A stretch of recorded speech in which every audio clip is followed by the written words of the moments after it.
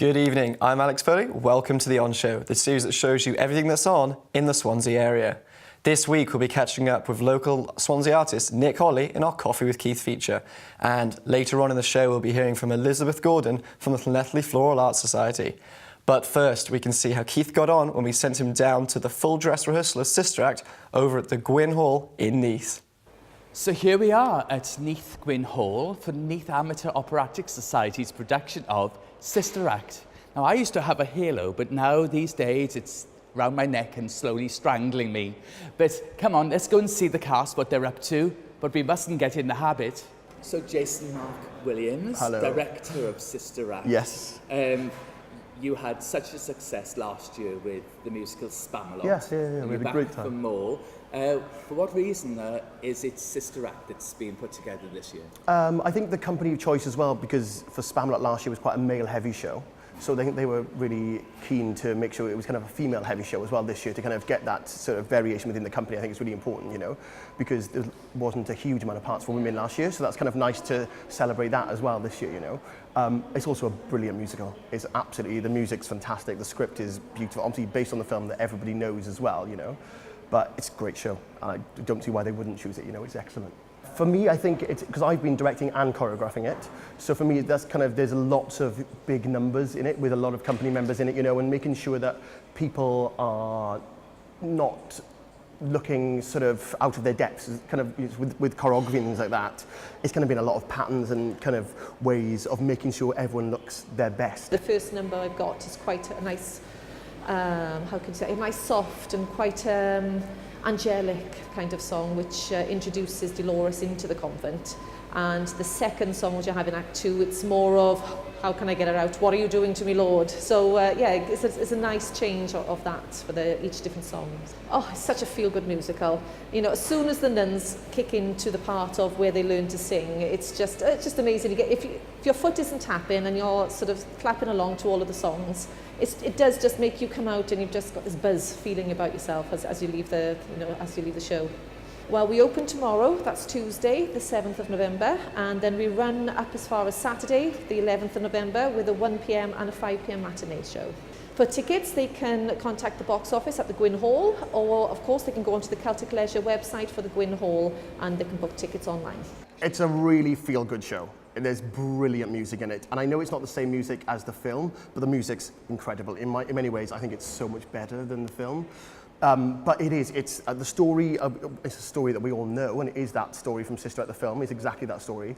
But it is filled with the celebration, the nuns, when they come to life, we see the transformation of them from, you know, being sort of a choir that really can't sing to then selling and really performing in those numbers, you know, I think that's brilliant. Then we've got the contrast then with the gangsters, obviously because she's on the run from them, you know.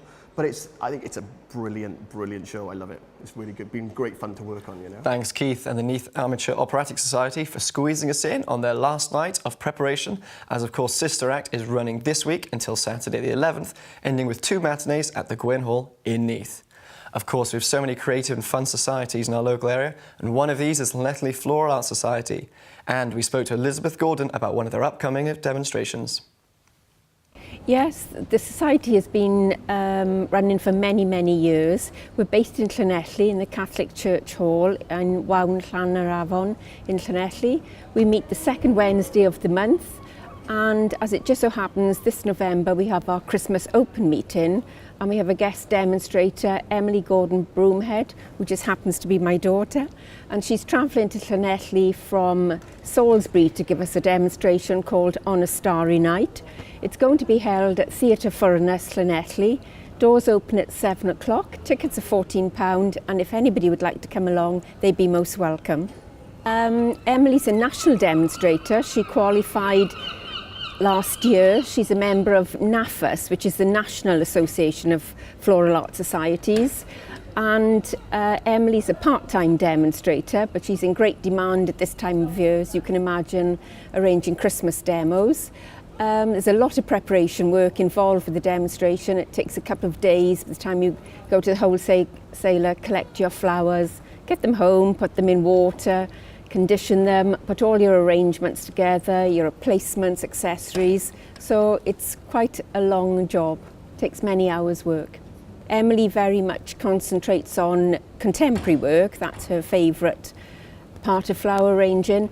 But for something like a Christmas open meeting, there'll be a mixed selection of styles, incorporating traditional styles and also contemporary.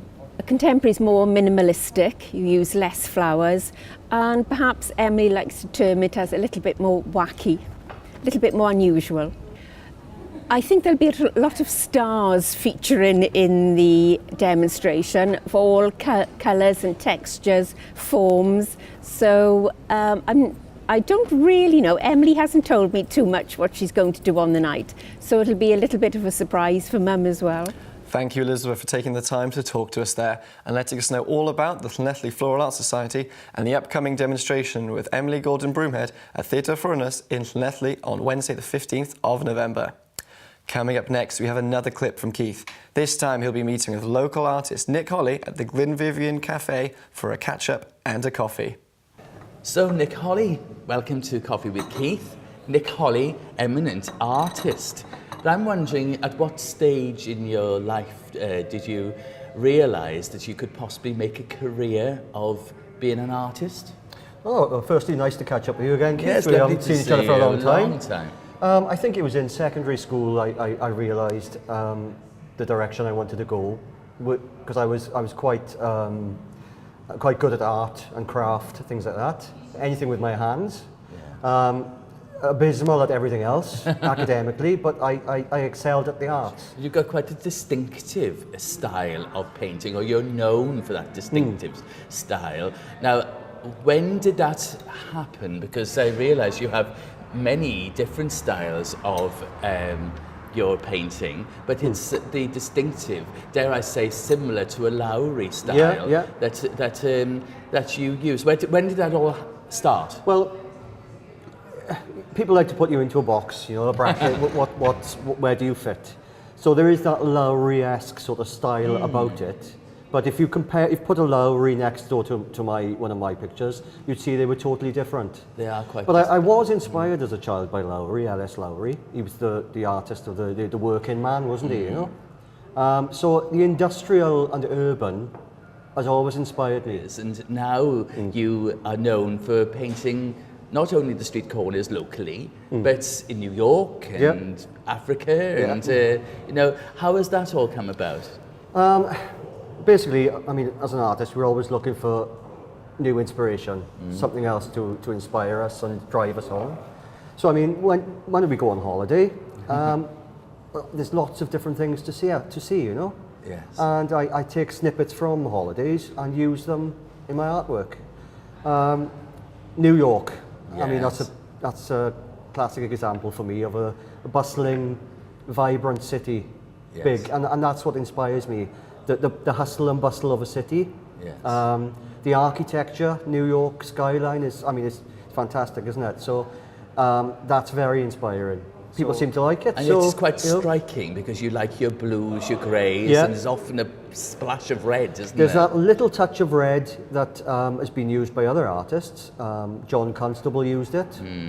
Lowry used it. Yes. So I've kind of adopted that as well. So I've kind of stolen that. Because that little touch of red in a corner of a picture will draw your eye to that red. Yeah.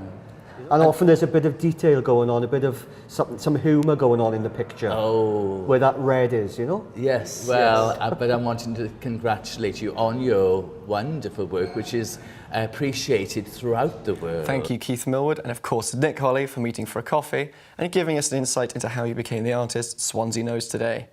As you might have guessed, there is plenty more conversation we couldn't fit into the show this week, so please, for the full, extended and unabridged coffee with Nick Holly, check out the on-show section of Bay TV Swansea's YouTube channel. where you'll be able to find it, along with past episodes and, of course, other past coffees with Keith's guests. And just before we go, we'll have time to show you our weekly roundup of what's on in Swansea. Swansea Museum hosts an exhibition, My Colin Riddle, titled Swansea, A Photographer's Dream, Images of the 1960s. The free exhibit displays images of post-war Swansea, recording local history and featuring pastel headscarves sheltering from the grey-well sky and monocled children playing in silted puddles in the shadows of abandoned factories. Of course, this weekend is Remembrance Sunday, so please visit Castle Square for the 2-minute silence this Saturday. Thank you, good night.